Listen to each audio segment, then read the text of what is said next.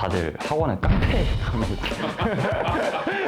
그래서 나중에 근데 알고 보니까 장희준 선생님이시더라고요.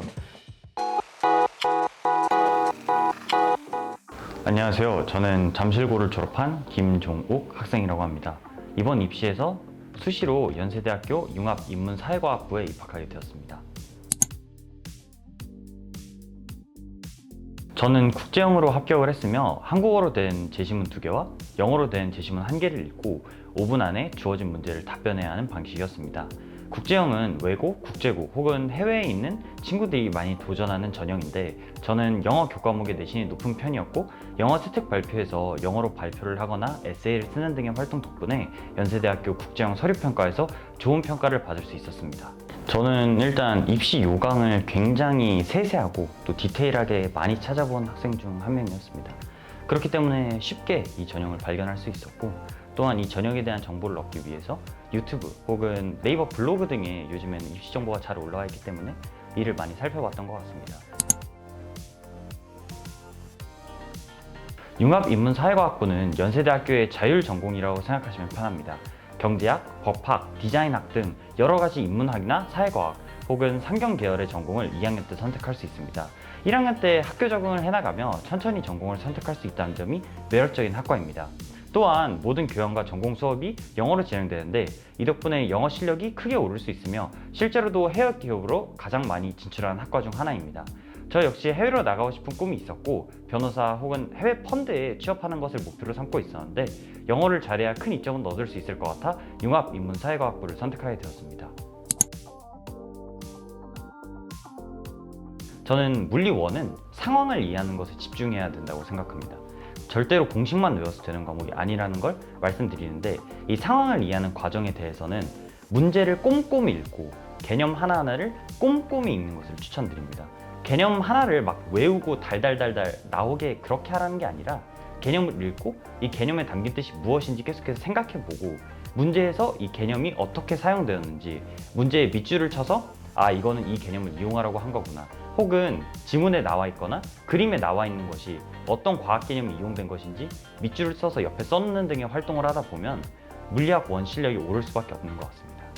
또한 화학 1은 사실 몇 단원이 정말 어렵고 몇 단원은 너무 쉬운 극과 극이 정말 심한 과목이거든요. 그렇기 때문에 쉬운 과목을 할 때 어려운 과목에 대한 보완점을 계속해서 생각해야 되는 과목이라고 생각합니다. 화학 1에서 손꼽히기 어려운 두 단원이 산화 환원 반응 그리고 양적 관계인데요. 둘 다 내용 자체만 보면 굉장히 쉬워 보이지만 문제를 보면 괴리감이 가장 많이 오는 단원들입니다. 이때 저는 화학 노트를 만들어서 알과형에서 나눠줬던 노트에다가 문제를 오린 다음에 붙이고 밑에 문제풀이를 내가 어떻게 했는지 한글로 그냥 적어드렸습니다. 아 문제에서 이 부분은 이렇게 쓰였으니까 이렇게 써야지 이런 식으로 밑에 한글로 썼고 제 생각의 과정을 그대로 장희준 선생님께 전화를 통해 여쭤보거나 알과형의 1:1 클리닉을 진행을 하며 제가 이렇게 생각했는데 이 풀이가 맞나요? 라고 질문을 하며 답은 틀렸더라도 생각의 과정을 계속해서 여쭤봤던 것 같습니다. 다음으로 지구과학 1인데 지구과학 1은 내신에서 정말 이렇게 낸다고 싶은 거를 내는데 그게 등급을 결정짓는 문제가 되거든요. 그렇기 때문에 저는 애들이 아니 이걸 왜 외워 싶은 것도 그냥 욕 먹어가면서 외웠던 것 같습니다. 알과형 과학학원은 중학생 때부터 오랜 기간 다녔기 때문에 학원에 대한 정보를 많이 알고 있었으며 선생님들 역시 많은 분들을 거쳤습니다. 다시 생각해보면 정말 놀랐던 점이 대략 8에서 9분 정도의 선생님께 가르침을 받는 동안 단 한 분도 허투루 가르쳐주신 분이 없다는 것이었습니다. 특히나 선생님과 1:1로 약속을 잡아 선생님의 공강 시간에 만날 수 있는 클리닉 시스템은 알과형 과학학원의 최대 장점 중 하나이며 저 역시 이를 이용해서 큰 실력 성장을 이루었습니다. 중1 때부터 정말 오래 다녔던 것 같습니다. 중1 때부터 언제까지 다녔어요? 고2 때까지 다녔습니다. 거의 8, 9분 뵌 것 같습니다. 제가 기둥 하나 정도는 그럼요. 세운 것 같습니다. 장희준 선생님이 사실 제가 중학교 때부터 말씀을 많이 들었던 분인데 다들 학원은 깡패 가면 그래서 나중에 근데 알고 보니까 장희준 선생님이시더라고요. 그래서 되게 무서우신 분인 줄 알았는데 실제로 수업 들어보니까 너무 위트 있으시고 편안하시고 수업도 너무 잘해주셔가지고 많이 기억에 남는 선생님인 것 같습니다. 저는 일단 생기부는 1학년 때는 따라가고 2학년 때는 개척한다는 말이 맞는 것 같아요. 1학년 때는 사실 잘못된 방향으로 생기부를 만들 수도 있고 또 이상하게 세특 발표를 할 수도 있어서 좀 베이직한 부분으로 접근을 해야 되고 2학년 때는 1학년 때 쌓은 지식이나 그 다음에 사실 1학년 때는 책 읽을 시간이 꽤 있거든요. 책을 좀 읽으면서 지식을 쌓은 다음에 2학년 때 조금 더 크리에이티브하게 나아가야 되는데 예를 들어서 통합과학과 제가 실제로 했었던 물리학 1을 예시로 들어보겠습니다. 통합과학 물리를 할 때는 저는 기본적으로 그냥 역학적 에너지 보존에 대해서 이게 일상생활에서 어떻게 사용되는지 그냥 간단하고 기본적인 주제를 이용을 해서 세특 예시 발표를 했습니다. 근데 2학년 때는 내가 어느 정도 지식이 있는 상황이었고 또 제가 문정고등학교에 가서 물리학 실험이란 과목을 주말 아침마다 가서 제가 했었거든요.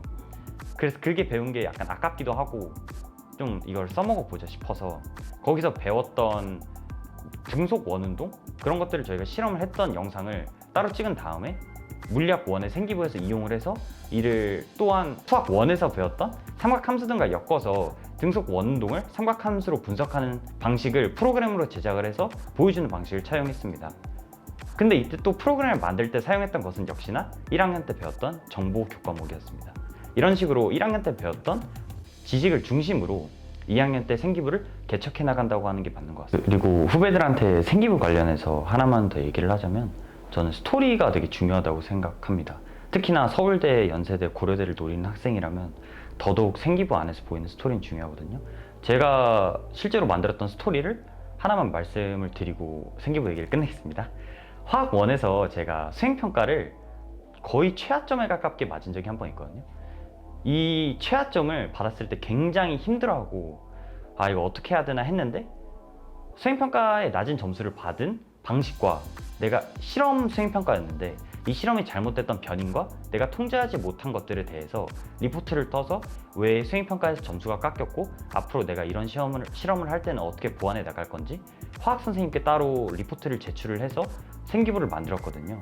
이렇게 스토리를 만드는 과정이 생기부를 만들 때 굉장히 중요한 것 같습니다. 고3 때 스트레스를 좀 많이 받아서 시간 집착증이 조금 생겼거든요. 그래서 아침 5시 반쯤에 일어나서 6시까지 학교를 계속 갔었는데 그 강박을 막 부모님께서 억지로 막 해결해 주시려고 하고 이런 게 아니라 그냥 이제 학교 가고 싶다고 하니까 같이 아침에 조금 더 일찍 일어나 주셔서 학교 바래다 주시고 그렇게 제 강박이 조금 그 긍정적인 방향으로 발현될 수 있도록 그렇게 좀 헌신해 주셨던 것 같습니다. 평소에도 공부를 그렇게 못하는 편은 아니라 주변에서 압박도 부모님 나름대로 있었을 거고 또 제가 되게 괴로워하는 모습을 보면서 같이 힘들어 하시고 그러셨는데 그래도 이제는 좋은 결과가 나왔으니까 그 전까지 좀 드렸던 상처들이나 그런 것들이 조금이라도 치유되셨으면 좋겠습니다. 앞으로 조금 더 자랑스럽고 자랑이 될 만한 아들이 되기 위해서 노력하겠습니다. 감사합니다.